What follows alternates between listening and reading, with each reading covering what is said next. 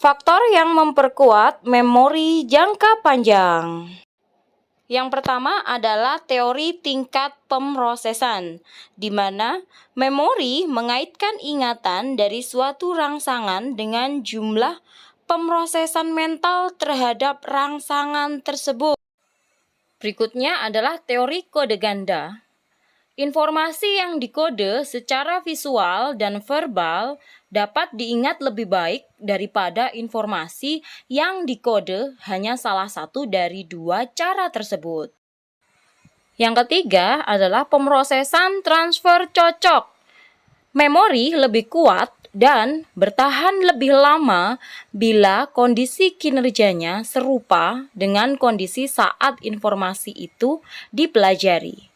Untuk lebih memahami faktor memori jangka panjang, perhatikan contoh berikut. Ingatkah kamu bagaimana pertama kali kamu ketemu dengan seseorang atau cinta pertama kamu?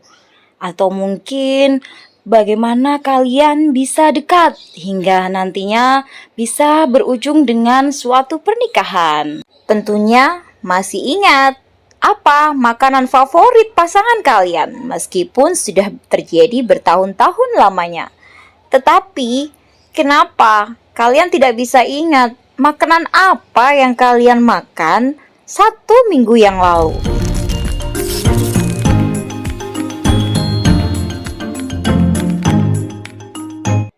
Nah, contoh ini adalah contoh untuk tingkatan pemrosesan karena jumlah atau lapisan ingatan lebih besar dan sering diingat dan dianggap penting. Misalnya, suatu hari ibu kalian meminta tolong kepada kamu untuk membeli 2 karton susu, 1 kilo telur, dan 1 pak roti. Kemudian kamu pergi. Lalu, pastinya kamu terus mengingatkan apa saja yang harus kamu beli. Susu, roti, telur, susu, roti, telur, susu, roti, telur, hingga kamu dapat belanja dan mendapatkannya hingga kamu berikan kepada ibu kamu, iya kan? Kemudian setelah itu, tanpa sadar kalian akan mulai melupakannya karena menganggap info itu tidak penting. Hari berganti hari, kemudian ibu meminta tolong kepada kamu untuk membeli makanan yang sama seperti beberapa minggu yang lalu. Hayo, apakah kalian akan ingat apa saja toh makanan minggu lalu?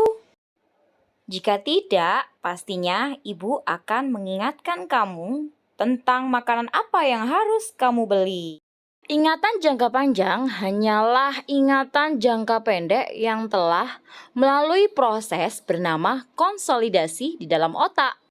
Contohnya, jika kalian diminta untuk membeli belanjaan yang sama setiap minggunya, lama-kelamaan kalian akan ingat sampai kalian akan pergi sendiri membeli belanjaan tersebut walaupun tanpa diminta ibu. Perbedaan antara ingatan jangka pendek dan jangka panjang bukan hanya terletak pada kegunaannya, tetapi juga di penyimpanannya. Banyaknya ingatan jangka pendek yang bisa disimpan hanya sedikit. Nasib suatu ingatan jangka pendek hanya ada 2, yaitu dikonsolidasi menjadi jangka panjang atau dilupakan. Oleh karena itu, ingatan jangka pendek mempunyai penyimpanan yang terbatas. Mungkin ada baiknya kalian tidak mempelajari semua bahan ujian 1 malam sebelum ujiannya berlangsung. Ingatan jangka pendek disimpan di bagian otak yang bernama hipokampus. Jika mereka tidak dilupakan, maka ingatan jangka pendek tersebut akan dikonsolidasi dan disimpan di cerebral cortex atau korteks cerebral. Area korteks tersebut pun akan berbeda-beda tergantung tipe ingatannya. Jika kalian mengingat wujud seseorang, maka ingatan tersebut akan disimpan di visual cortex. Berbeda dengan ingatan auditori, bagaimana suara seseorang yang kalian kenal. Tapi, seberapa besar sih jumlah ingatan kalian yang bisa disimpan? Meskipun tidak tepat, otak kita bisa menyimpan informasi sebanyak kira-kira 2,5 petabyte atau 1 juta gigabyte atau sekitar 3 juta jam sinetron. Penyebab lupa dan ingat. Yang pertama adalah interferensi, yaitu suatu proses yang terjadi bila mengingat kembali informasi tertentu dihalangi atau dihambat oleh adanya informasi lain dalam memori. Yang kedua adalah tentang hambatan. Hambatan retroaktif, yaitu penurunan kemampuan mengingat kembali informasi yang telah dipelajari sebelumnya disebabkan oleh mempelajari informasi yang baru. Kemudian, hambatan proaktif. Penurunan kemampuan mempelajari informasi baru disebabkan oleh interferensi pengetahuan yang ada saat ini. Berikutnya tentang kemudahan. Yang pertama adalah kemudahan proaktif, yaitu peningkatan kemampuan mempelajari informasi baru dikarenakan informasi yang diperoleh sebelumnya. Yang kedua, kemudahan retroaktif, yaitu peningkatan pemahaman informasi yang dipelajari sebelumnya karena perolehan informasi yang baru. Efek pertama dan terakhir. Efek yang pertama adalah kecenderungan untuk butir-butir yang muncul pada bagian awal suatu daftar lebih mudah diingat dari butir-butir yang lain.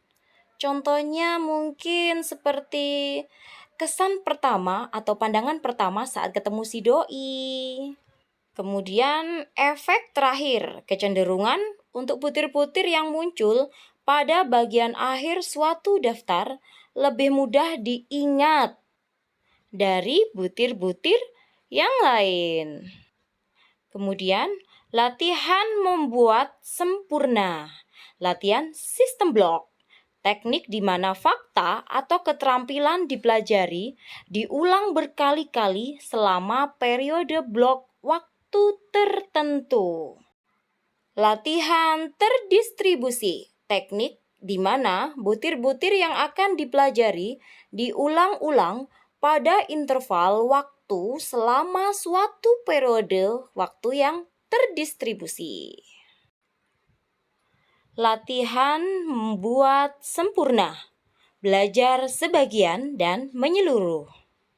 Artinya, penuntasan materi ajar baru dengan mempelajari materi itu satu bagian atau subketerampilan pada suatu waktu tertentu. Keotomatisan. Tugas-tugas yang sudah dipelajari secara mendalam dapat dilaksanakan dengan sedikit upaya mental.